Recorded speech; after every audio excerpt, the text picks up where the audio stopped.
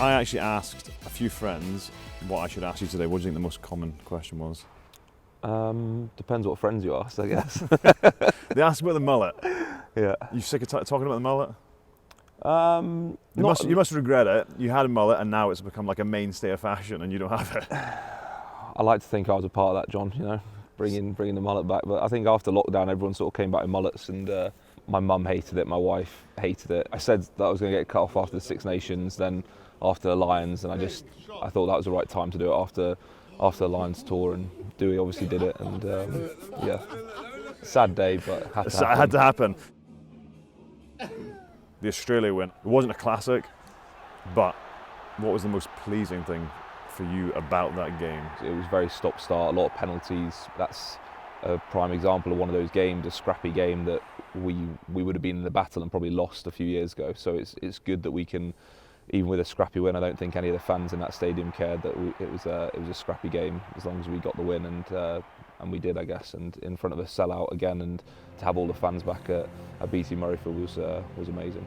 I was thinking about it before I came in, how many times we were gone into the change room after games, after close losses, and kind of lamented what went wrong, how close are we, but it seems like there's been a shift. I watch the Scotland team now and it seems like a totally different Scotland team.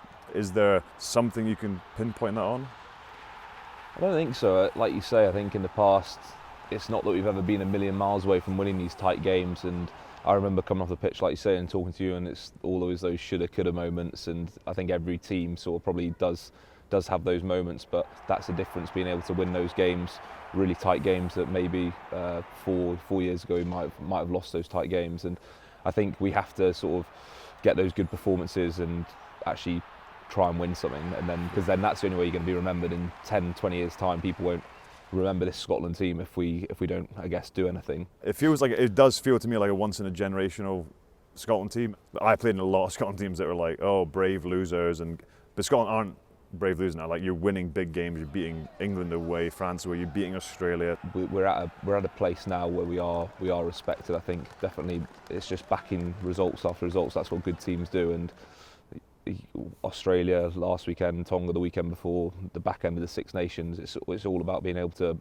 good teams can back that up. Well, in terms of like moving forward, and you played forward lines against South Africa, where the Lions failed on that tour, did you learn anything from that tour that would you think translate to Scotland?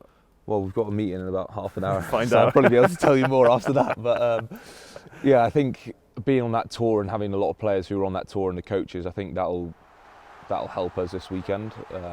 We sort of saw probably how not to play against South Africa on that tour, try and beat them at their own game, and I think beating Australia will give us a lot of confidence after they just beat South Africa back-to-back games.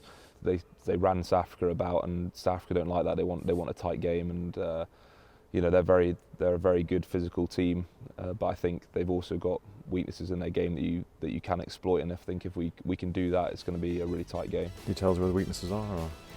I don't want to go into too much detail until after the meeting.